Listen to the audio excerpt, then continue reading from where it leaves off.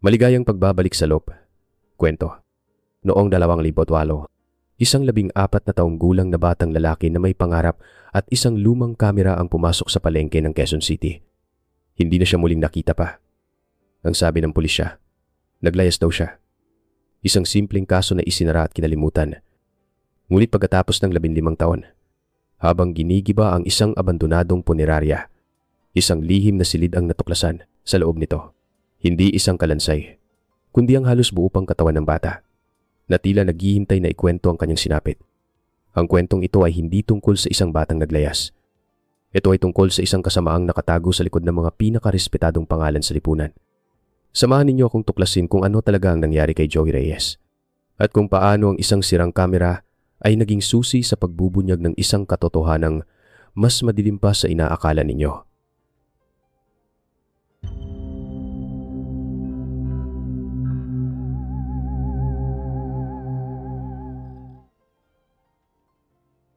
Unang kabanata, ang silid na selyado.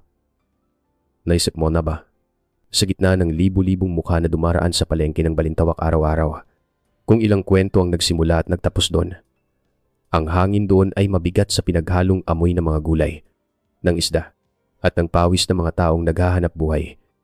Bawat sigaw ng tindera, bawat kalansing ng barya, ay isang nota sa walang katapusang musika ng lungsod. Ngunit sa ilalim ng lahat ng ingay na yon, may mga kwentong nananatiling tahimik. Mga kwentong nalunod sa paglipas ng panahon. Noong taong 2008, isang kwento ng isang batang lalaki ang nagtapos. O mas tamang sabihin, biglang naglaho na parang bula. Pagkatapos ng 15 taon, napilitan ng lungsod na pakinggan ang natitirang bahagi ng kwentong yon. Isang kwentong ayaw na sana nitong maalala.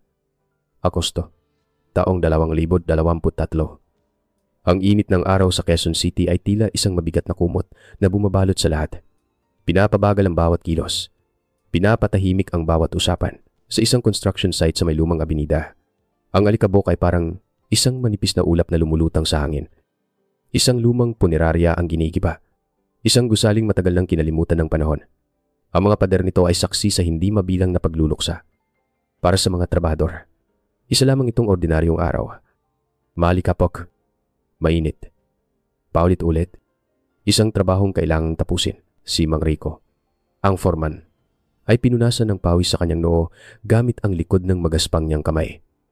59 na taong gulang na siya, at sa loob ng 40 taon, ang kanyang buhay ay umikot sa pag-iba ng luma para magbigay daan sa bago. Alam niya ang bawat tunog ng sementong nabibiyak, ang bawat amoy ng bakal na pinuputol. Ngunit may kakaiba sa araw na ito. Bilisan niyo dyan! Sigaw niya sa mga tauhan na nag-oopera ng bako. Ang boses niya ay halos malunod sa ingay ng makina. Kailangan nating matapos to bago dumilim. Ngunit huminto ang lahat. Isang matinis na kalampag ang umalingaw, na sinundan ng paguga ng malaking makina.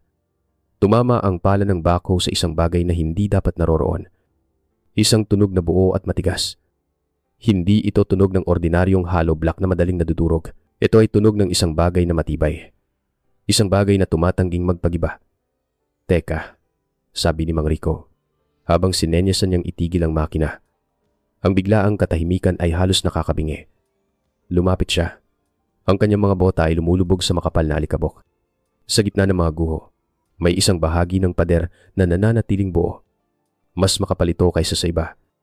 Ang kulay nito ay mas madilim, na tila hindi gaanong naarawan. Tiningnan niya ang hawak niyang kopya ng plano ng gusali. Isang malaking papel na lukot na at puno ng mga marka. Inilatag niya ito sa ibabaw ng isang malaking tipak ng semento. Walang pader na nakaguhit sa lugar na yon. Ang espasyong yon ay dapat sana'y bahagi ng isang malaking bodega. Baka naman lumang disenyo yan, Tay, sabi ng isang mas batang trabahador habang kinakamot ang kanyang ulo. Ngunit umiling si Mang Rico. May kung anong hindi tama. Kumuha siya ng isang maso. Ang bigat nito ay pamilyar sa kanyang mga kamay. Hinampas niya ang pader. Ang tunog ay kakaiba. Mahina at may alingaw-ngaw. Parang may laman sa loob. Isang espasyong guwang. Isang espasyong matagal nang hindi nasisinagan ng araw. Nakatinginan sila. Ang kanilang kuryosidad ay unti-unting napalitan ng isang hindi maipaliwanag na kaba.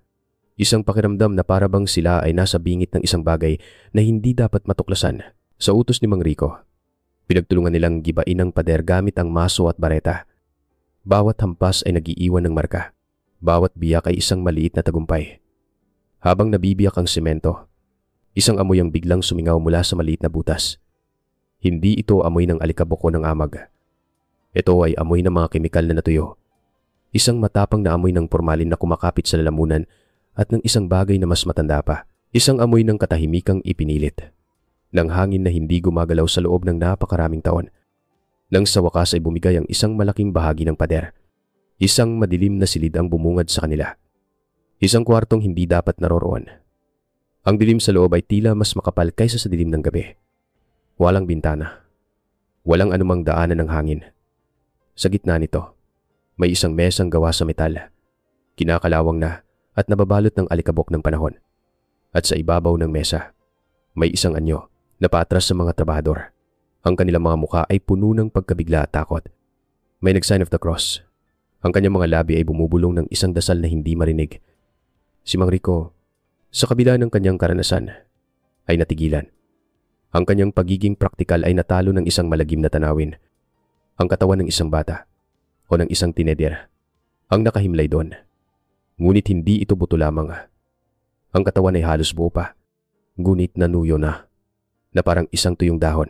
Ang balat ay parang papel na naninikit sa mga buto. Nakabalot ito sa isang piraso ng telang halos madurog na sa paghawak. At ang posisyon ng katawan ay kakaiba. Nakabalukto dito na tila may huling yakap, na tila may pinoprotektahan sa dibdib. Hindi nagtagal. Dumating ang mga pulis. Ang kanilang mga sirena ay sumisira sa katahimikan ng hapon. Ngunit ang kasong ito ay hindi para sa kanila. Masyadong matagal na ang nakalipas. Masyadong malalim ang hiwaga, kaya tinawagan nila ang National Bureau of Investigation. Ilang oras pang lumipas, isang itim na sasakyan ng tahimik na pumarada sa gilid ng kalsada. Walang ingay. Walang anunsyo. Isang babae ang bumaba. Ang kanyang presensya ay kalmado sa gitna ng kaguluhan. Siya si Special Agent Isabel Garcia. Isa. Para sa mga nakakakilala sa kanya. Walang bakas ng pagmamadali sa kanyang mga kilos. Nakita niya ang isang batang pulis na namumutla at hindi mapakali sa gilid. Sinabihan niya ito sa isang mahinahon ngunit may awtoridad na boses na huminga ng malalim at manatili sa labas. Pagkatapos, dahan-dahan siyang nagsusuot ng isang pares ng latex gloves. Bawat kilos niya ay may layunin. Methodical. Pumasok siya sa madilim na silid. Ang amoy ng kemikal ay mas matindi sa loob, ngunit hindi ito nakapagpabago sa ekspresyon ng kanyang muka. Tumingin siya sa paligid. At pagkatapos, ang kanyang mga mata ay napako sa anyo sa ibabaw ng mesa. Hindi siya tumingin na parang isang investigador na sumusuri sa isang ebidensya. Tumingin siya na parang nakikita niya ang isang bata. Isang kwentong ninakaw. Isang buhay na hindi nabigyan ng pagkakataon. Napansin niya ang parehong bagay na napansin ng mga trabahador. Ang kakaibang posisyon ng katawan. Nakabaluktot. Ang mga braso ay nakayakap sa dibdib. Hindi yun isang natural na posisyon ng isang namatay. Yun ay isang posisyon ng pagprotekta. Maingat siyang lumapit. Ang kanyang mga hakbang ay halos walang tunog. Gamit ang isang maliit na tweezers mula sa kanyang crime kit, marahan niyang itinaas ang natitirang piraso ng tela sa dibdib ng biktima. At doon, sa ilalim, nakasiksik sa pagitan ng mga buto ng tadyang, may isang bagay na gawa sa plastik at metal. Isang lumang digital camera. Ang katawan nito ay basag na, at ang screen ay pira-piraso na, parang isang sapot ng gagamba. Ngunit naroroon pa rin ito, isang huling saksi na nanatiling tahimik sa loob ng 15 taon. Kinuha ni Isa ang kamera ng may buong pag-iingat na parang isang mahalagang relikya. Hawak niya ito sa kanyang palad. Malamig. Mabigat sa mga alaalang hindi pa nasasabi. 15 taon ng katahimikan. Ngayon, ang tanging boses ng bata ay nakakulong sa isang aparatong matagal ng patay. Upang maintindihan ang kanyang pagkamatay, kailangan muna nating bumalik sa araw kung kailan ang kamera na ito ay gumagana pa. Ikalawang kabanata ang lente ni Joey. Bago pa man maging isang malamig at tahimik na ebidensya ang digital camera na yon, mayroon itong buhay. At ang buhay na yon ay si Jose Reyes. 14 na taong gulang. Joey, para sa kanyang mga magulang na sina Elena at David. Ang kanilang mundo ay maliit lamang, simple, at umiikot sa nag-iisang anak. Noong taong 2008, ang tagaraw ay mas naging makulay dahil sa lente ng kanyang kamera. Hindi ito bago. Isa itong segunda manong modelo na matagal pinag-ipunan ng kanyang ama, mula sa ilang buwang ekstra sa pamamasada ng jeep. Ang bawat sentimong pinagpaguran ni Mang David ay naroroon sa bigat ng kamera na yon. Para kay Joey, yun ang pinakamahalagang regalo sa buong mundo. Yun ang kanyang bintana. Ang kanyang paraan para ipakita sa iba ang mga bagay na siya lang ang nakakakita. Ang mga detalyeng madalas ay hindi pinapansin ng karamihan. Isang umaga. Isang araw bago ang lahat ay nagbago. Ang maliit nilang bahay ay puno ng amoy ng adobong niluluto ni Aling Elena. Ang kanilang kusina ay hindi malaki. Ngunit ito ay puno ng init at pagmamahal. Itinutok ni Joey ang kamera sa kanyang ina. Ang zoom ng lente ay dahan-dahang lumalapit sa mga kamay nitong sanay na sanay sa paghahalo. "Ma, itinamandiyan para sa vlog ko," sabi niya. Habang nagpipigil ng tawa, ang salitang vlog ay bago pa lamang noon. Isang bagay na narinig niya mula sa isang kaibigan. "Nako, tigilan mo ko, Jose," sagot ni Aling Elena. Pero may isang munting ngiti sa kanyang mga labi. "Mamaya masunog pa to dahil sa'yo. At saka, ano ba yung vlog na yan? Parang diary po, Ma. Pero video. Para hindi malimutan ang araw na ito," paliwanag ni Joey. "Ang video na iyon, kung napanood man ni kamenuman, ay magpapakita ng isang simpleng kusina, ng isang inang puno ng pagmamahal, at ng isang anak na masayang kinukunan ang bawat ordinaryong sandali." Para kay Joey, ang bawat detalye ay mahalaga. Ang paraan ng pagtulo ng mantika sa kawali, ang singaw na umaakyat mula sa pagkain, ang mga ugat sa kamay ng kanyang ina. Nang dumating si Mang David mula sa magdamag na pamamasada, ang kanyang mukha ay pagod ngunit gumaan nang makita ang anak. Ipinakita ni Joey ang kanyang proyekto para sa eskwela. Ang pamagat mga mukha ng palengke. Isang koleksyon ng mga video ng mga taong nagtatrabaho sa Balintawak. Nandoon ang video ni Aling Nena, ang matandang nagtitinda ng gulay na may malalalim na guhit sa mukha, na parang mapa ng kanyang mahabang buhay. Nandun din si Kuya Jun, ang kargador na pinapasa ng isang sakong bigas na mas malaki pa sa kanya. Ang mga litid sa kanyang braso ay litaw na litaw. Gusto kong ipakita yung mga kwento nila. "Tay," sabi ni Joey. Ang kanyang mga mata ay nagniningning sa excitement. "Hindi lang yung mga tinda nila. Gusto kong malaman ng mga tao kung gaano sila kahusay." Walang imik na tumango si Mang David. Isang taong hindi sanay sa maraming salita. Pero kinuha niya ang kamera. Tiningnan ito at ibinalik sa anak na may isang tapik sa balikat. Sa mundong yon ng mga ama at anak, ang kilos na yon ay nangangahulugang, "Ipagpatuloy mo yan. Ipinagmamalaki kita." Kinahapunan ng araw na yon, ang araw ng kanyang pagkawala, si Joey ay nagpaalam sa kanyang ina. Nakaupo si Aling Elena sa kanilang maliit na sala. Nagtutupi ng mga damit. "Ma, pupunta lang ako sa palengke. May nakita akong magandang pwesto kahapon. Isang iskinita sa likod ng bilihan ng mga isda. Kakaiba yung mga ilaw doon kapag dapit hapon. Makakakuha ko ng mga natatanging kuha." Hinalikan niya ang pisngingang kanyang ina. Hinaplos ni Aling Elena ang buhok ng anak. "Mag-iingat ka, anak," sabi niya. Isang paalalang paulit-ulit na sinasabi ng bawat ina. Isang dasal na isinasatunog. "Uwi ka bago maghapunan, ha? Para sabay-sabay tayong kumain." "Opo, Ma." "Babalik ako agad," sagot ni Joey, habang isinusukbit ang luma niyang backpack kung saan maingat na nakalagay ang kanyang kamera. Yun ang huling beses na narinig ni Aling Elena ang boses ng kanyang nag-iisang anak. Ang hapunan ay inihain sa mesa. Ang kanin ay lumamig na. Ang adobo ay hindi na umuusok. Ang orasan sa dingding ay tila bumagal. Ang bawat pagklik ng segundo ay parang isang malakas na tunog sa tumatahimik na bahay. Alas 7. Si Aling Elena ay nagsimulang mag-alala. Baka naman naliw lang. Alas 8. Hindi pa rin siya umuwi. Sinubukan niyang tawagan ng cellphone ni Joey. Isang luma at mumurahing modelo. Ngunit walang sumasagot. Isang walang katapusang pagring lamang na parang isang sigaw sa kawalan. Alas 9. Si Aling Elena ay paulit-ulit nang sumisilip sa bintana.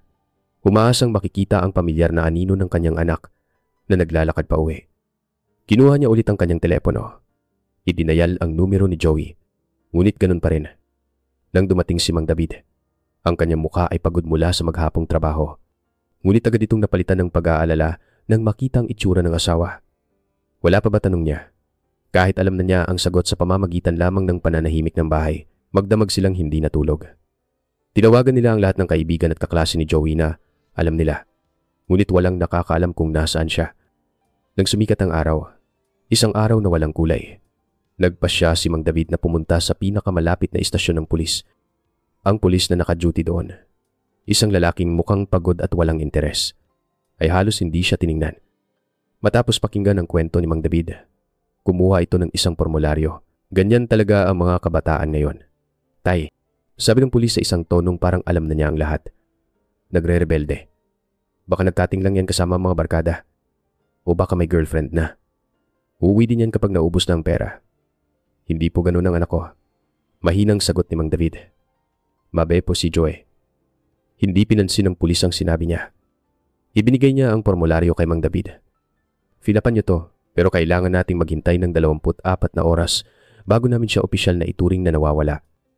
Ganoon ang protokol. Umuwi si Mang David na may dalang isang pirasong papel at isang mabigat na pakiramdam ng kawalan ng pag-asa. Siya at si Aling Elena ay umupo sa sala, sa katahimikan, habang ang formularyo ay nakapatong sa mesa sa pagitan nila. Isang simbolo ng kanilang pagkawalang magawa. 24 na oras ay naging 15 taon. Ang formularyong Ijong, kasama ang kanilang pag-asa, ay nalibing sa isang maalikabok na kabinet. Hanggang sa isang araw, isang babae ang nagpasyang muling buklatin ito. Ikatlong kabanata ang maalikabok na mga kaso. Ang folder ng kaso ni Jose Reyes ay manipis. Nakakabigla ang kanipisan nito, na parang isang insulto sa isang buhay na nawala. Sa loob ng opisina ni Special Agent Isabel Garcia sa NBI, ang katahimikan ay binasag lamang ng mahinang ugong ng aircon. Ang folder ay kulay kape. Ang mga gilid nito ay malambot na dahil sa katagalan, at mayroon itong amoy ng lumang papel, gelikapok, at ng mga kwentong hindi natapos. Sa loob, mayroon lamang 3 pirasong papel, ang missing person report na pinirmahan ni Mang David. Ang sulat kamay niya ay bahagyang nanginginig. Isang maikling ulat mula sa pulisya na may petsang 2 linggo pagkatapos ng pagkawala, at isang panghuling ulat na nagsasabing ang kaso ay isinara pansamantala dahil sa kakulangan ng bagong ebidensya. Yun na ang kabuuan ng 15 taong paghahanap. Binasa ni Isa ang ulat. Ang pangalan sa ilalim ay Police Officer Marco Santos. Ayon sa ulat, si Officer Santos ay masigasig na nag-imbestiga. Kinapanayam daw niya ang ilang kaibigan ni Joey. Ang mga pangalan ng kaibigan ay hindi nakalista. Ang mga sinabi nila ay isinuma sa iisang pangungusap na ang bata ay tila nalulumbay nitong mga huling araw at may mga pahiwatig na gustong lumayo. Ang kaso ay isinara pagkatapos ng ilang buwan. Konklusyon. Isang kaso ng isang tineder na naglayas. Isinara ni Isa ang folder ng marahan. Ang kanyang mga daliri ay marahang dumadampi sa manipis na takip. Hindi siya nagalit sa paraang sumisigaw. Ang kanyang galit ay isang malamig at tahimik na bagay. Isang bigat na namuo sa kanyang dibdib. Alam niya ang istilong yon. Yun ay isang kwentong kutsero. Isang formulang ginagamit para isara ang isang kaso na ayaw ng buksan pa. Para linisin ang mga mesa at magpatuloy sa susunod. Isang kasinungalingan. Tumingin siya sa bintana. Ang Quezon City sa ibaba ay isang dagat ng mga ilaw. Bawat isa ay kumakatawan sa isang buhay. Isang pamilya. Isang kwento. Ilan pa kayang folder na ganito kanipis ang nakatago sa mga archive ng lungsod? Naghihintay ng isang taong magbubukas muli sa kanila. Tumayo siya. Ang tanging ebidensya na mapagkakatiwalaan niya ay hindi nakasulat sa papel. Ito ay ang lumang digital camera na nakuha niya mula sa pinangyarihan ng krimen. Dinala niya ito sa Forensic Digital Laboratory. Isang silid na puno ng mga computer at mga aparato. Isang mundo na malayo sa maalikabok na punerarya. Doon, ipinakilala siya kay Ben. Isang binatang eksperto sa data recovery. Ang kanyang buhok ay magulo at ang kanyang mga mata ay matalas sa likod ng makapal na salamin.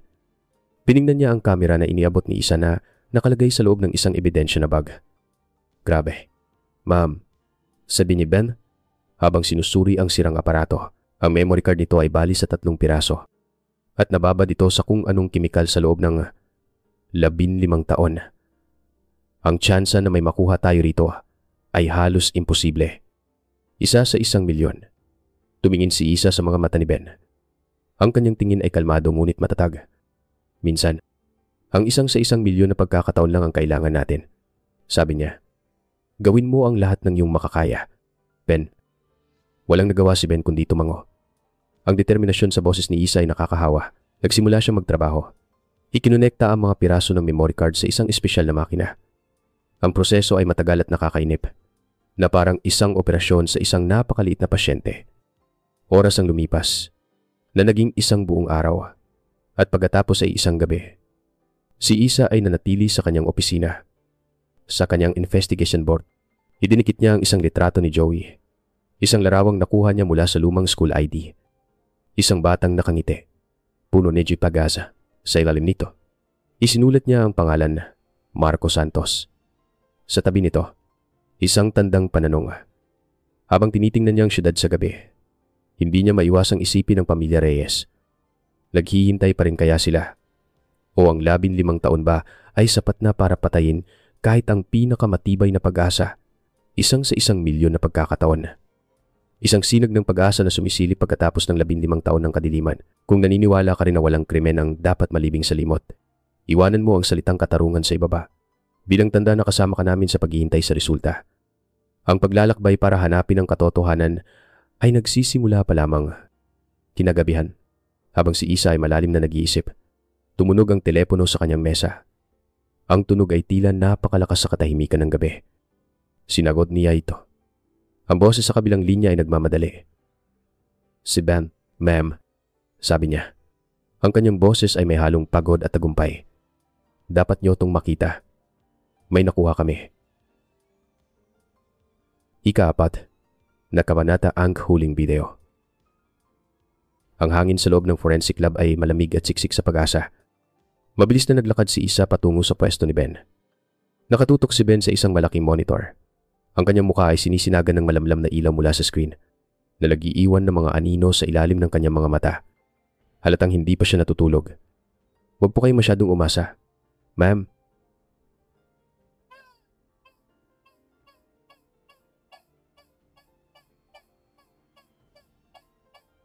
Ang kanyang boses ay isang halo ng pagkasabik at pag-iingat. Napakaikli lang nito at sobrang labo, parang isang multo. Sa screen, may isang maliit na video file. 7 segundo. Yun lang ang nag-iisang bagay na nakuha nila mula sa nasirang memory card.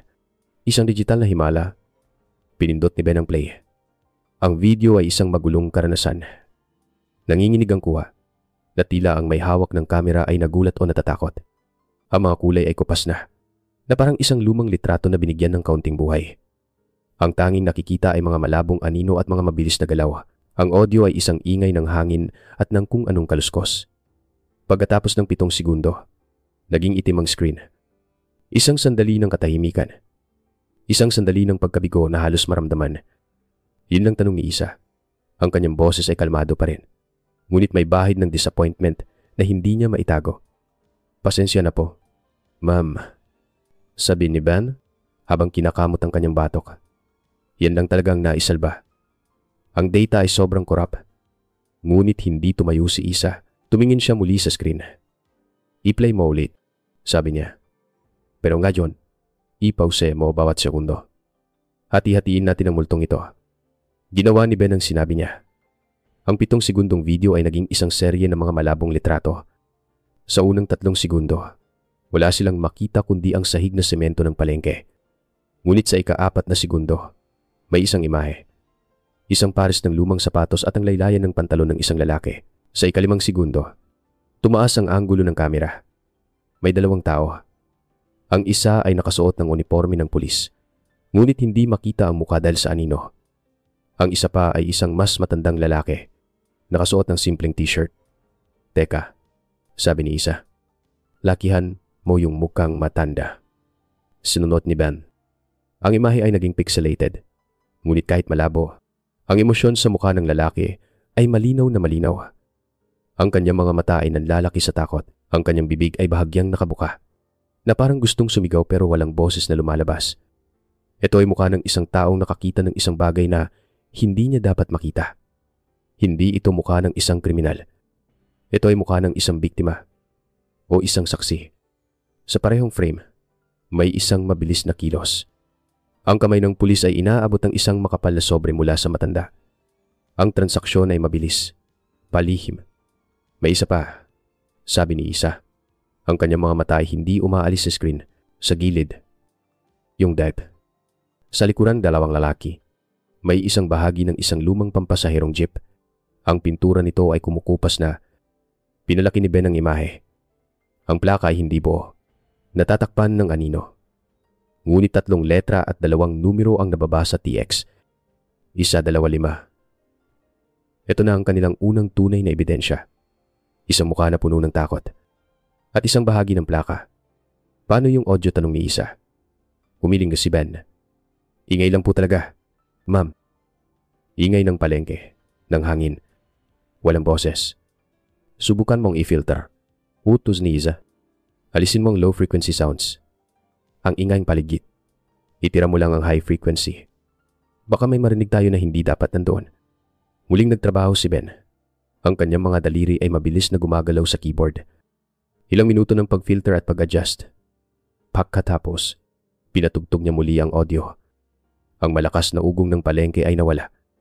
Ang natira ay isang mahinang tunog na parang isang bulong ng hangin. At sa gitna ng katahimikang yon, sa bandang ika-6 na segundo, may isang bigla at matalas na tunog. Isang mabilis na pahinga. Isang paghingang pagkagulat. Isang gasp. Nagkatinginan si Isa at si Ben. Ang tunog na yon ay hindi galing sa dalawang lalaking nag-uusap.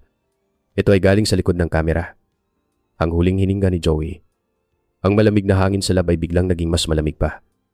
Ang 7 segundong video na yon ay hindi na lamang isang ebidensya. Ito ay naging isang huling mensahe. Ang huling sandali ng isang batang lalaki bago siya nilamon ng dilim na naitala sa isang digital na format. Kumuha si Isa ng isang kopya ng pinakamalinaw na frame na mukha ng matanda. Bumalik siya sa kanyang opisina at idinikit ito sa investigation board. Isang mukha na puno ng takot. Ngayon ay nakatingin sa kanya mula sa isang litrato. Isang multo na humihingi ng tulong. Ang multo mula sa nakaraan ay mayroon ng pangalan na kailangan nilang hanapin. Ngayon, oras na para hanapin siya at tanungin, anong klaseng takot ang mas nakakatakot kaysa sa pagsasabi ng katotohanan? 5 kabanata, ang kumpisal sa ibabaw ng malamig na kape. Ang paghahanap sa lalaking nasa video ay naging isang pagsubok sa pasensya. Ang bahagi na plaka na dupe TXE 125 ay nagbigay sa kanila ng daan-daang posibleng sasakyan na nakarehistro sa Metro Manila noong 2008 at mga naunang taon. Isa-isang sinuri ng team ni Isa ang mga lumang talaan ng Land Transportation Office, mga dokumentong naninilaw na at amoy alikabok. Marami sa mga may-ari ay pumanaw na. Ang iba ay lumipat na ng tirahan at ang karamihan sa mga jeep ay matagal nang naging kalawang. Ngunit pagkatapos ng halos 1 linggong masusing paghahanap, isang pangalan ang umangat: Tomas De Leon. Isang tsuper ng jeep na may rutang Balintawak Monumento na nagbenta ng kanyang prangkisa at nagretiro 12 taon na ang nakalipas. Ang address na nakatala ay isang maliit na kalye sa Caloocan, isang lugar na siksikan at puno ng buhay. Doon, natagpuan ni Isa si Mang Tomas. Hindi na siya ang lalaking nasa video na ang mukha ay isang maskara ng purong takot. Ngayon, siya ay isang matandang lalaki, payat, na ang balat ay kulubot na at ang mga mata ay malungkot, na parang laging nakatingin sa malayo. Nakaupo siya sa isang maliit na silya sa harap ng isang sari-sari store, nagbabantay sa ilang panindang nakasabit. Ang kanyang asawa, isang babaeng may mabait na mukha, ay nasa loob. Nag-aayos ng mga dilata. Ang hangin ay amoy alikabok, amoying matamis na biswit at ng kalawang. Hindi nagpakilala si Isa bilang isang ahente ng NBI. Nagsuot siya ng simpleng damit, isang blusang puti at maong. Lumapit siya at bumili ng isang bote ng soft drinks. Pagkatapos, umupo siya sa isang bangko sa tapat ni Mang Tomas na parang isang taong nagpapahinga lamang. Magandang hapon po. Tay, bati ni Isa. Ang kanyang boses ay mahinahon. Tumingin sa kanya si Mang Tomas. Ang kanyang mga mata ay nagpapakita ng kaunting pagtataka. Magandang hapon din, Ineng, sagot niya. Ang kanyang boses ay mahina at magaspang, na parang bihirang gamitin. Hindi nagsalita si Isa tungkol sa kaso. Nagtanong siya tungkol sa tindahan, kung gaano na sila katagal doon. Ikinuwento niya ang tungkol sa kanyang sariling lolo na isa ring tsuper, kung paano nito ikinukwento ang iba't ibang uri ng pasahero na kanyang nakakasalamuha sa loob ng halos kalahating oras. Sila ay nag-usap tungkol sa mga simpleng bagay: ang init ng panahon, ang pagtaas ng presyo ng bilihin, ang buhay. Dahan-dahan, ang tensyon sa mga balikat ni Mang Tomas ay nagsimulang mawala. Tila siya ay natuwa na may isang taong gustong makinig sa kanyang mga kwento. Nag-order si Isa ng 2 tasa ng kape habang inilalapag ng asawa ni Mang Tomas ang kape sa isang maliit na mesa sa pagitan nila. Nagsalita si Isa sa isang napakahinang boses na halos isang bulong. Mayroon po akong gustong itanong, Tay. Tungkol po sa isang araw, 15 taon na ang nakalipas. Sa palengke ng Balintawak, ang mga kamay ni Mang Tomas na may hawak sa tasa ng kape ay biglang nagsimulang manginig. Ang mainit na kape ay halos matapon sa platito. Ang takot na nakita ni Isa sa video, ang takot na natutulog sa loob ng 15 taon, ay biglang nagising. Ang kanyang mukha ay namutla. Wala akong alam diyan, mabilis niyang sabi. Ang kanyang mga mata ay umiiwas, nakatingin sa kalsada. Matagal na akong hindi pumupunta doon. Hindi siya pinilit ni Isa. Sa halip, inilabas niya ang kanyang telepono at ipinakita ang isang litrato. Hindi ito ang litrato mula sa video na magpapaalala sa kanyang takot. Ito ay ang litrato ni Joey. Ang kanyang school ID picture. Ang batang nakangiti. Ang mga mata ay puno ng pangarap. Ang pangalan niya po ay Joey, sabi ni Isa. Ang kanyang boses ay puno ng respeto. 14 na taong gulang, gusto niyang maging isang filmmaker. Noong araw na iyon, dinala niya ang kanyang kamera sa palengke. Hindi na po siya nakauwi. Tumingin si Mang Tomas sa litrato. Ang kanyang paghinga ay bumigat. Ang kanyang mga labi ay nagsimulang manginig. Isang luha ang pumatak mula sa kanyang kanang mata at dumaloy sa mga guhit sa kanyang pisngi. At isa pa. At isa pa. Patawad, bulong niya. Isang salitang puno ng 15 taon ng bigat. Patawad, bata. At doon, sa harap ng isang maliit na sari-sari store, sa ibabaw ng 2 tasa ng kape na unti-unting lumalamig, ikinuwento ni Mang Tomas ang lahat. Ikinuwento niya ang tungkol sa kanyang anak na si Michael, na may malubhang sakit sa bato. Ang doktor ay nagsabi na kailangan ito ng kidney transplant sa lalong madaling panahon. Kung hindi ay mamamatay ito. Ngunit ang listahan ng mga naghihintay para sa organ donor ay napakahaba. 1 taon, 2 taon, baka higit pa. Sa kanyang desperasyon, may isang kaibigan na nagbulong sa kanya tungkol sa isang milagro. Isang foundation na tinatawag na Heart of Hope na pinamumunuan ng isang napakagaling na doktor, si Dr. Alejandro de Vega. Ngunit ang tulong ay may kapalit, isang malaking halaga.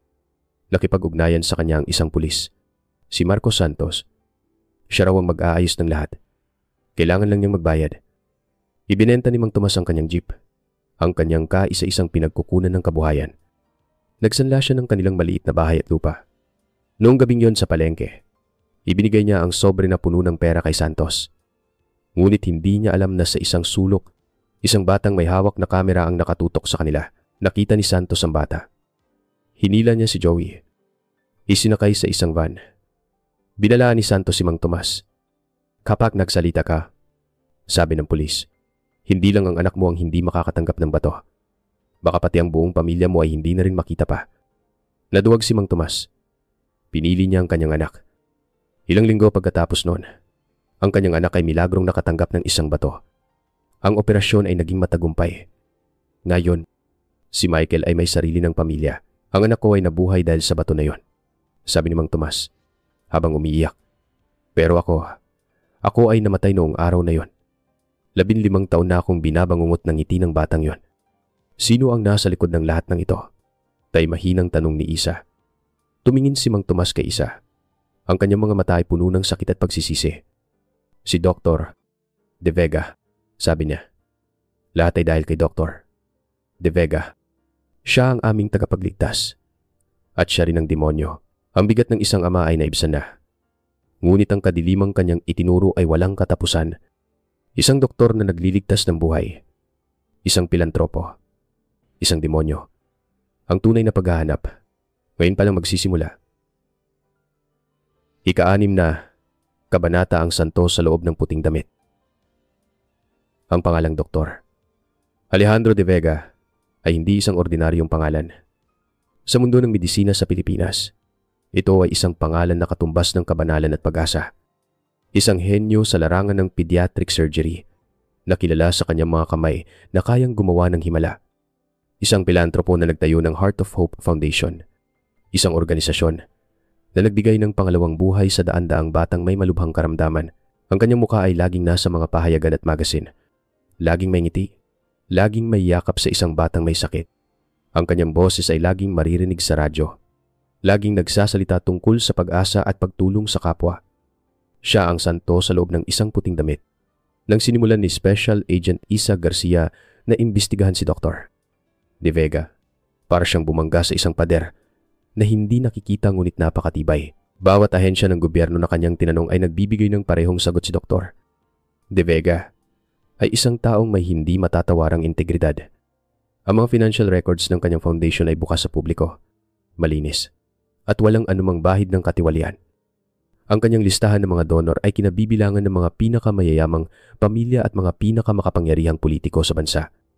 Isang gabi, habang nag-iisa sa kanyang opisina, pinanood ni Isa ang isang panayam kay Dr. De Vega sa telebisyon. Ang bawat bata.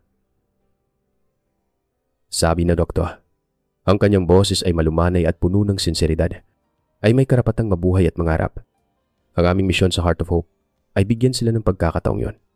Pagkatapos ng panayam, ipinakita ang mga larawan niya, kasama ang mga batang kanyang natulungan. Lahat ay nakangiti. Lahat ay malusog. Isinara ni Isa ang telebisyon. Isang malamig na pakiramdam ang gumapang sa kanyang likuran. Ipinatawag siya ng kanyang superior sa loob ng opisina. Sinabihan siya na mag-ingat. Isa, sabi ng kanyang hepe, ang taong iniimbestigahan mo ay may mga kaibigang nasa matataas na posisyon. Siguraduhin mong ang bawat hakbang mo ay may matibay na basehan.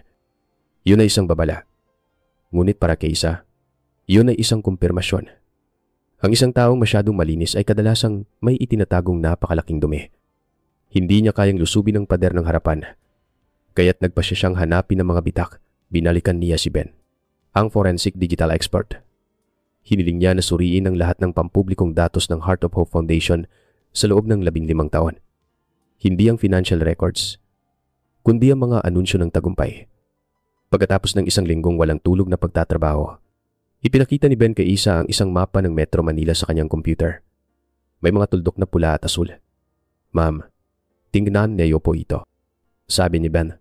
Ang mga pulang tuldok ay ang mga address ng mga batang nakatanggap ng milagrosong organ transplant mula sa foundation. Halos lahat sila ay nasa mga mamahaling subdivision. Ang mga asul na tuldok naman ay ang mga lokasyon kung saan may mga batang nawala na hindi na natagpuan. Halos lahat sila ay nasa mga mahihirap na komunidad. Bawat pulang tuldok ay may katapat na asul na tuldok sa malapit. Na nangyari ilang linggo lang ang pagitan. Ang timing ay masyadong perpekto para maging isang nagkataon lamang. Ang foundation ay hindi isang institusyon ng pag-asa. Ito ay isang platform, isang pamilihan. Ngunit ang pattern na ito ay circumstantial pa rin. Kailangan ni Isa ng isang direktang koneksyon. Kailangan niya ng isang taong nasa loob. Kaya't nagbago siya ng direksyon. Ipinag-utos niya sa kanyang team na suriing muli ang lahat ng talaan ng mga empleyado ng lumang punerarya. At hindi lang yon, ipinasuri din niya ang mga talaan ng mga ospital kung saan nagtrabaho si Doktor. De Vega bago niya itayo ang sarili niyang institusyon. Hinahanap niya ang isang pangalan. Isang taong biglang umalis. Isang taong tumakas. At doon, sa isang lumang microfiche file mula sa isang pampublikong ospital, natakpuan nila ito. Isang pangalan na nakasulat sa manipis na tinta. Maria Reyes. Isang apelyidong napakakaraniwan. Ngunit ang kanyang posisyon ay hindi. Siya ang head nurse ng operating room. Ang kanang kamay ni Doktor. De Vega sa loob ng halos 10 taon. Nag-resign siya noong Setyembre, taong 2008. 2 linggo pagkatapos mawala si Joey Reyes. Ang dahilan na nakasulat sa kanyang resignation letter personal na mga kadahilanang pangkalusugan sa pag-iisip.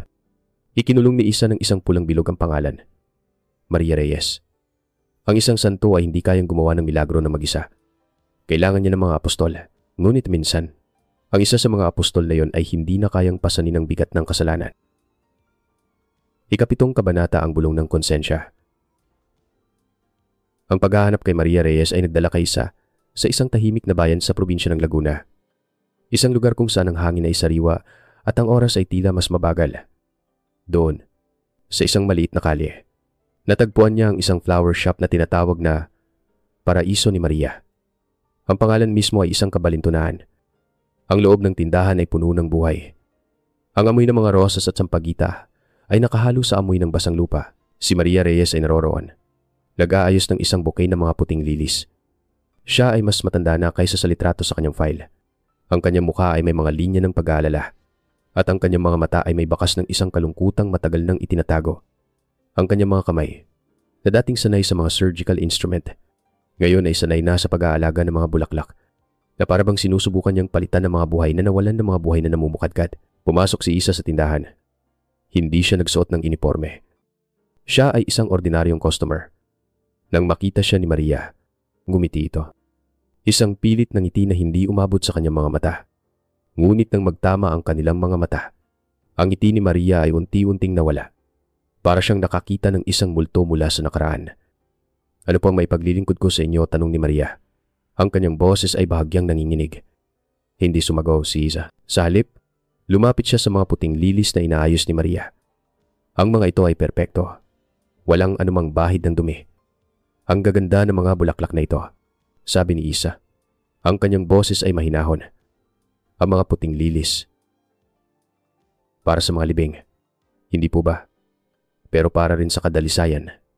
Naaalala ko tuloy ang isang batang lalaki na mahilig din sa magagandang bagay. Ngunit hindi siya nabigyan ng sapat na pagkakataon para pagmasdan ang mga ito. Ang gunting na hawak ni Maria ay nahulog sa sahig. Ang tunog ay umalingaw-ngaw sa katahimikan ng tindahan. Hindi ko alam ang sinasabi mo. Mabilis na sagot ni Maria. Habang pinupulot ang gunting, ang kanyang mga kamay ay nanginginig. Hindi siya pinilit ni Isa. Sa halip, ikinuwento niya ang tungkol kay Joey. Hindi niya binanggit si Dr. De Vega. Hindi niya binanggit ang imbestigasyon. Ikinuwento lang niya ang tungkol sa isang batang may pangarap na may hawak na kamera.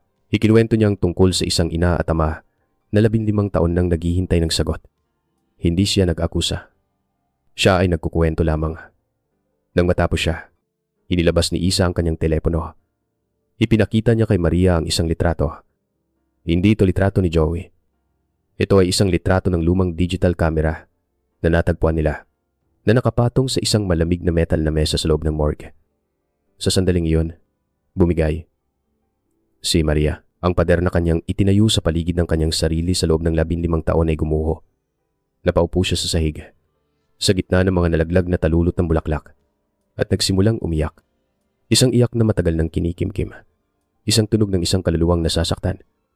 Lumuhod si Isa sa tabi niya. Hinintay niya. Nang tumahan na si Maria, nagsalita siya sa isang basag na boses. Ikinuwento niya ang lahat. Siya nga ang head nurse ni Dr. De Vega. Alam niya ang lahat. Noong una, gusto niyang magsumbong. Ngunit ginamit ni Dr. De Vega ang kanyang kahinaan. Ang kanyang ina ay may malubhang sakit sa puso at nangangailangan ng isang mamahaling operasyon. Binalaan siya ni Dr. De Vega. Kung magsusumbong siya, mamamatay ang kanyang ina.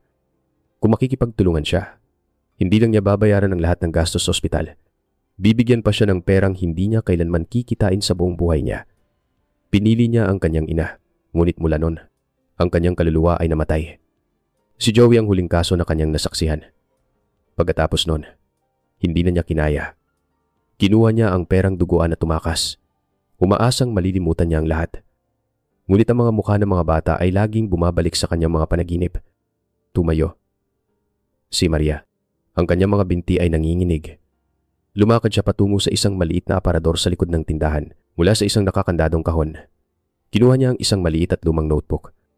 Gabi-gabi, isinusulat ko ito, sabi niya, habang inaabot ang notebook kay Isa, para hindi ko makalimutan, para kahit papaano, mayroon akong nagawang tama. Sa loob ng notebook, nakasulat sa mga code at mga inisyal, ang mga petsa ng bawat iligal na operasyon, ang mga deskripsyon ng bawat batang biktima, at ang mga pangalan ng mga pamilyang nakatanggap ng mga ninakaw na organo.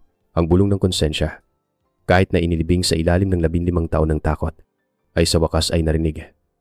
Kung nakikinig ka pa rin hanggang dito, tulungan mo akong iwanan ang salitang liwanag sa ibaba para malaman ko na mayroon pa rin mga kasama ko sa paglalakbay na ito.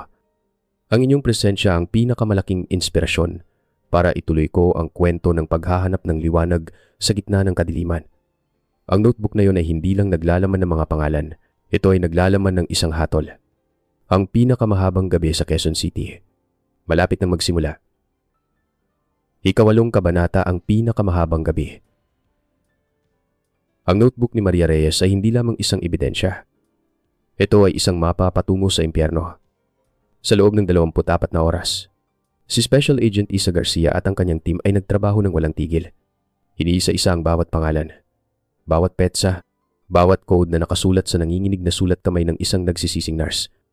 Ang kumpisal ni Maria at ni Mang Tomas, kasama ang mga nakasulat sa notebook, ay sapat na bago pa man sumapit ang gabi ng Sabado. Ang search warrant at arrest warrant ay inilabas. Isang gabi ng Sabado, isang gabi kung kailan ang karamihan sa lungsod ay nagpapahinga. Naghahanap ng katahimikan pagkatapos ng isang linggong pagtatrabaho. Ngunit para sa team ni Isa, ito ang pinakamahabang gabi sa isang marangyang subdivision sa Quezon City. Sa loob ng isang modernong bahay na gawa sa salamin at bakal na may malaking swimming pool, si Police Captain Marco Santos ay nagdaraos ng isang maliit na salo-salo. 15 taon na ang nakalipas mula nang siya ay isang ordinaryong pulis na nagpapatrolya sa mga lansangan ng Balintawak. Ngayon, siya ay isang iginagalang na opisyal. Ang kanyang yaman ay higit pa sa kayang ipaliwanag ng kanyang sahod. Hawak niya ang isang baso ng mamahaling alak. Nakikipagtawanan sa kanyang mga bisita. Ang kanyang buhay ay isang perpektong larawan ng tagumpay na itinayo sa mga buto ng mga inosente. Ang hangin ay amoy ng mamahaling pabango at ng chlorine mula sa pool. Walang babala. Ang katahimikan ng gabi ay biglang sinira ng malakas na tunog ng isang pintong sinisipa. Ang mga ahente ng NBI, nakasuot ng itim na tactical gear, ay mabilis na pumasok. Ang tawanan ay napalitan ng mga sigaw at pagkalito. Ang mahinang musika ay napalitan ng malakas na utos na NBI dapa. Si Marco Santos ay natigilan. Ang kanyang mukha ay parang isang maskarang nabasag. Ang baso ng alak ay nahulog mula sa kanyang kamay at nabasag sa mamahaling tiles. Ang tunog nito ay parang isang putok ng baril sa katahimikan. Ang kanyang mukha, na kanina lang ay puno ng pagmamayabang, ay biglang namutla. Hindi siya lumaban. Hindi siya nagtanong. Sa isang sulok ng kanyang isip, alam niya na ang gabing ito ay darating. Habang pinoposasan, ang kanyang mga tuhod ay nanghina. Ang tanging lumabas sa kanyang bibig ay isang mahinang bulong. Hindi ako ang utak. Hindi ako. Ang kanyang imperyo ng kasinungalingan ay gumuho sa loob lamang ng ilang segundo. Samantala, sa kabilang bahagi ng lungsod, sa isang 5-star hotel, ang kapaligiran ay ibang-iba. Ang Heart of Hope Foundation ay nagdaraos ng kanilang taunang charity ball. Ang ballroom ay puno ng mga pinakamayayamang tao sa bansa. Ang mga babae ay nakasuot ng mga eleganteng gown. Ang mga lalaki ay naka-Amerikana. Ang tunog ng isang string quartet ay maririnig sa paligid. Isang musika na nagpapahiwatig ng kaayusan at karangalan. Ang lahat ay perpekto. Ang lahat ay sibilisado. At sa gitna ng lahat, nandoon si Dr. Alejandro de Vega. Siya ang araw. At ang lahat ay umiikot sa kanya. Ang kanyang ngiti ay perpekto. Ang kanyang bawat salita ay puno ng karunungan at kabutihan. Para siyang isang pastol na nag-aalaga sa kanyang kawan, habang kinakamayan ng mga senador at mga CEO. Pumasok si Isa sa ballroom. Nakasuot siyang isang simpleng itim na bestida. Walang alahas, walang makeup. Ang kanyang simpleng anyo ay isang malaking kaibahan sa karangyaan ng paligid. Hindi siya pinansin ng karamihan. Isa lamang siyang anino sa isang sulok. Dahan-dahan siyang lumakad sa gitna ng mga nagtatawa ng tao. Hindi niya inalis ang kanyang tingin kay Dr. De Vega. Naramdaman ng doktor ang kanyang presensya. Isang malamig na agos ng hangin sa isang mainit na silid. Tumingin ito sa kanya. Isang mabilis na sulyap. Ang ngiti ay hindi nawala sa kanyang mga labi. Ngunit ang kanyang mga mata ay bahagyang nanliit. Sinusuris siya? Huminga ng malalim si Isa. Ito na. Lumapit siya sa doktor. Nakasalukuyang nakikipag-usap sa isang kilalang hukom. Hindi siya nagsalita. Naghintay lamang siya sa gilid. Isang presensyang hindi maaaring baliwalain. Nang matapos ang pag-uusap, lumingon sa kanya si Dr. De Vega. Yes. Miss May, may tutulong ba ako sa iyo? Tanong niya. Ang kanyang boses ay malambing pa rin. Ang boses na nagbigay ng pag-asa sa napakaraming pamilya. Tumingin si Isa sa mga mata ng doktor. Ang mga matang yun ay nakakita na ng napakaraming paghihirap. Ngunit walang bakas ng anumang awa. Dr. De Vega, sabi ni Isa. Ang kanyang boses ay mahina ngunit malinaw. Sapat lang para marinig nilang dalawa. Tapos na ang party. Sa isang iglap. Sa isang saglit na hindi napansin ng sinuman. Ang perpektong maskara ni Dr. De Vega ay nagkaroon ng bitak. Ang kanyang ngiti ay hindi nagbago. Ngunit ang kanyang mga mata ay nag-iba. Isang malamig na kislap ang dumaan doon. Alam niya, ang mga ahente na nakakalat sa paligid, na nagpapanggap ng mga bisita, ay nagsimulang lumapit. Ang mga flash ng kamera mula sa mga press na naroroon ay nagsimulang mag-ilaw. Ang mga bulungan ay naging mga tanong. Ang imahe ng isang santo na pinoposasan sa gitna ng kanyang sariling pagdiriwang ay isang tanawing hindi malilimutan. Isang iskandalong yayanig sa buong bansa. 2 salarin. Isang duwag na gumuhuna at isang Diyos-Diyosan na nananatiling matatag. Ngayong gabi, haharapin nila hindi ang batas, kundi ang mga multo na kanilang nilikha. 9 na kabanata, harapin ng demonyo. Ang 2 interrogation room sa NBI headquarters ay 2 magkaibang mundo, 2 magkaibang antas ng impyerno. Sa unang silid, si Marco Santos ay isang sirang tao. Ang kanyang mamahaling damit ay lukot na at basa sa pawis. Ang kanyang pagmamayabang ay nawala, napalitan ng mga hikbi at pakiusap. Sa harap ng mga ebidensya, ang notebook ni Maria, ang testimonya ni Tomas, ang mga bank record na nagpapakita ng hindi maipaliwanag na yaman, at sa pangako ng isang mas mababang sentensya. Ibinuhos niyang lahat. Ikinuwento niya ang buong operasyon. Siyang tagahanap. Naglilibot siya sa mga lugar kung saan maraming batang lansangan, mga kabataang naliligaw ng landas.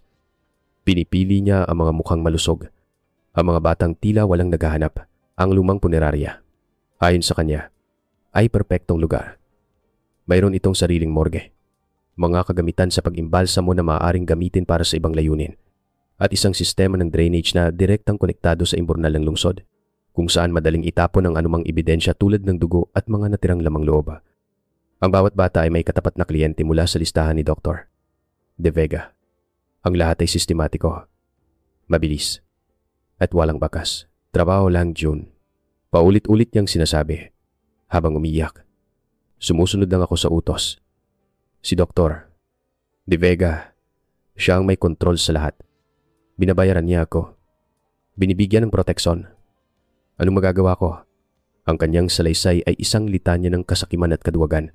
Isang pagtatangkang ilipat ang lahat ng sisi sa isang tao. Samantala, sa kabilang silid, ang kapaligiran ay nagyayelo. Si Dr. Alejandro De Vega ay nakaupo ng tuwid. Kalmado, tinanggal niya ang kanyang mamahaling relos at ipinatong sa mesa.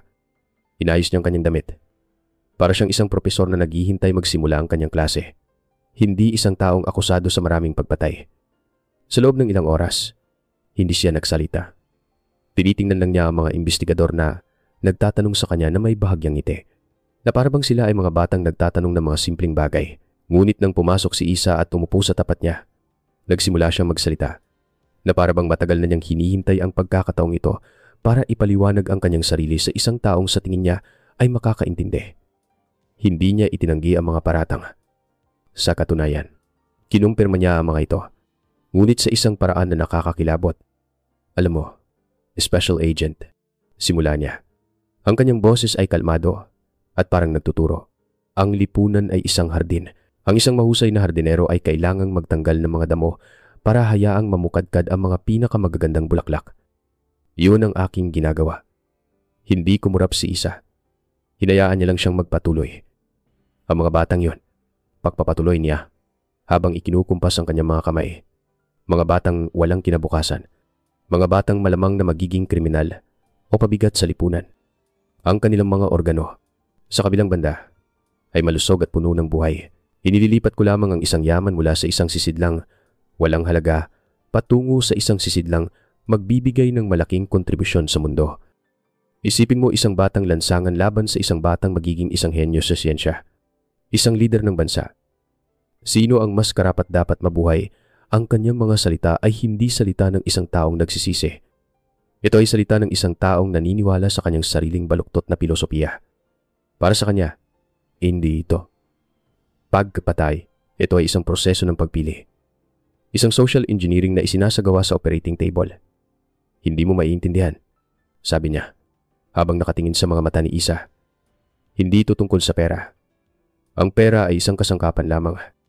Ito ay tungkol sa paglikha ng isang mas mahusay na mundo, isang mas malakas na lahi. Ang mga pagkamatay na yon ay may layunin. Mayroon silang halaga. Sa isang paraan, dapat pa nga silang magpasalamat. Ang kanyang pagmamataas, ang kanyang paniniwala na siya ay mas mataas kaysa sa moralidad at batas, ay mas nakakatakot kaysa sa anumang pisikal na karahasan. Tahimik na pinakinggan ni Isa ang lahat. Nang matapos magsalita ang doktor, hindi siya nagsalita. Tumayo lamang siya. Kinuha niya ang litrato ni Joey mula sa folder ng kaso. Hindi ang school ID, kundi isang candid shot na kuha ng ama nito. kung saan si Joey ay tumatawa ng malakas habang hawak ang kanyang kamera. Ang kanyang mukha ay puno ng purong kagalakan. Inilapag ni Isa ang litrato sa mesa. Sa harap mismo ni Doc De Vega. Pagkatapos, walang imik siyang tumalikod at lumabas ng silid. Sa unang pagkakataon, natigil si Doc De Vega. Ang kanyang mga mata ay napako sa ngiti ng bata sa litrato. Isang ngiting hindi niya kayang ipaliwanag gamit ang kanyang filosofiya. Isang ngiting puno ng buhay na kanyang winakasan. Ang mga salita ng demonyo ay kayang dumihan ng buong mundo. Ngunit minsan, sila ay walang kapangyarihan sa harap ng katahimikan ng isang inosenteng kaluluwa. Ang paglilitis ay para sa kanya, ngunit ang huling aral ay para sa ating lahat. Ika-10 kabanata ang galente ni Joey. Isang taon pagkatapos ng paglilitis, isang paglilitis na tinutukan ng buong bansa. Ang alon ng galit at pagkabigla ay unti-unting humupa. Sina Dr. Alejandro De Vega at Marco Santos ay parehong nahatulan ng pinakamabigat na parusa. Ang batas ay naisakatuparan. Ang mga pamilya ng mga biktima ay nakatanggap ng isang uri ng pagsasara, isang mapait na hustisya. Ngunit ang buhay ay nagpatuloy. Dala-dala ang mga peklat ng nakaraan. Tinanggihan ni Special Agent Isa Garcia ang isang promotion na maglalagay sa kanya sa isang komportableng posisyon sa opisina. Pinili niyang manatili sa field, sa mga kasong hindi gaanong napapansin ng media, sa mga biktima na walang boses. Nang tanungin siya ng kanyang hepe kung bakit, simple lang ang kanyang sagot. Ang trabaho ko po ay hindi sa likod ng isang mesa. Ito ay nasa mga eskinita na ayaw punta ng iba. Sina Mang Tomas at Maria Reyes ay parehong nakatanggap ng mas magaan na sentensya dahil sa kanilang kooperasyon. Nagsilbi sila sa kanilang panahon at namuhay ng tahimik. Dala-dala ang bigat ng kanilang nakaraan ngunit may kapayapaan na rin sa wakas dahil sa pagsasabi ng katotohanan. Ang kanilang mga kwento ay naging isang paalala na ang pananahimik sa harap ng kasamaan ay isa ring uri ng krimen. Ang pinakamalaking pagbabago ay nangyari sa mga magulang ni Joey. Matapos ang paglilitis, nakatanggap sila ng malaking halaga mula sa mga donasyon ng mga taong naantig sa kwento ng kanilang anak. Sa halip na gamitin ito para sa kanilang sarili, para bumili ng bagong bahay o magretiro ng komportable, ginawa ni Mang David at Aling Elena ang isang bagay na hindi inaasahan. Sa kanilang maliit na komunidad, sa isang lumang gusali na dating isang maliit na aklatan na napabayaan na, nagtayo sila ng isang maliit na community center. Sila mismo ang nagpinta ng mga pader. Sila mismo ang nagayos ng mga sirang upuan. Ginamit nila ang pera para bumili ng mga lumang ngunit gumagana mga kamera, mga computer para sa pag-edit, at magailaw. Ang sentro ay tinawag nilang ang lente ni Joey. Ito ay isang lugar kung saan ang mga bata mula sa mahihirap na pamilya ay maaaring matutong gumamit ng kamera, matutong magkwento. Nang libre, tinuturuan sila kung paano makita ang ganda sa kanilang paligid. Kung paano bigyan ng boses ang mga taong walang boses. Isang hapon, isang taon pagkatapos ng hatol, si Isa ay tahimik na bumisita sa sentro. Hindi siya nagpakilala. Umupo lamang siya sa isang sulok at nanood. Ang lugar ay maliit, ngunit puno ng tawanan at liwanag. Nakita niya ang isang grupo ng mga bata na masayang nag-edit ng isang maikling pelikula tungkol sa isang matandang magbabalot. Nakita niya si Mang David na matiyagang nagtuturo sa isang batang lalaki kung paano gamitin ang tamang anggulo. Nakita niya si Aling Elena na naghahain ng merienda para sa lahat. Ang kanilang mga mukha ay mayroon pa ring bakas ng kalungkutan. Isang kalungkutan na hindi na siguro mawawala pa. Ngunit ngayon, mayroon na ring bagong layunin. Habang nagmamasid si Isa, isang batang babae, mga 10 taong gulang, na may dalang tirintas sa buhok. Ang lumabas ng sentro, mayroon siyang bitbit na isang maliit na kamera. Lumapit siya sa isang matandang nagtitinda ng sorbetes sa kabilang kalye. Nakita ni Isa kung paano niya kinapanayam ang sorbetero, kung paano niya kinunan ng mga kamay nito habang naglalagay ng sorbetes sa apa. Ang eksena ay pamilyar. Ito ang pangarap ni Joey. Ngumiti ang batang babae at tumingin sa direksyon ni Isa. Nagtama ang kanilang mga mata. Sa isang sandali, sa ngiting batang iyon, nakita ni Isa ang anino ni Joey. Ang hustisya ay naisakatuparan. Ang kasamaan ay naparusahan. Ngunit ang kwento ni Joey Reyes ay hindi nagtapos sa korte. Ito ay nagtatapos dito. Sa tawa ng isang bata. Sa bawat pagbukas ng lente para hanapin ang kagandahan at katotohanan. Dahil ang pinakamahusay na paraan para labanan ng dilim ay hindi ang isumpa ito, kundi ang tahimik na magsindi ng kahit isang kandila lamang. And, sa wakas, ang hustisya para kay Joey ay nakamit na. Ngunit ang kanyang kwento ay isang malungkot na paalala sa mga bitak sa ating lipunan. kung saan ang isang bata ay maaaring mawala na lamang at makalimutan. Ito ay isang aral na ang bawat buhay ay mahalaga at ang pananahimik sa harap ng kasamaan ay isang pagkakasalang hindi dapat ipagsawalang bahala. Ang katapangan ni na Mang Tomas at Maria Reyes ay nagpapatunay na hindi pa huli ang lahat para itama ang mali. Mahalaga po sa akin na malaman ang inyong mga iniisip. Ano po ang tumatak sa inyo sa kwentong ito? Mangyaring iwanan ang inyong komento sa ibaba. At kung nais ninyong patuloy na makarinig ng mga ganitong kwento, malugod ko po kayong inaanyayahan na maging bahagi ng ating komunidad sa pamamagitan ng pag-subscribe sa LOP Kwento. Salamat po sa inyong oras at sa inyong pakikinig. Kayo po ang dahilan kung bakit patuloy kaming nagkukwento.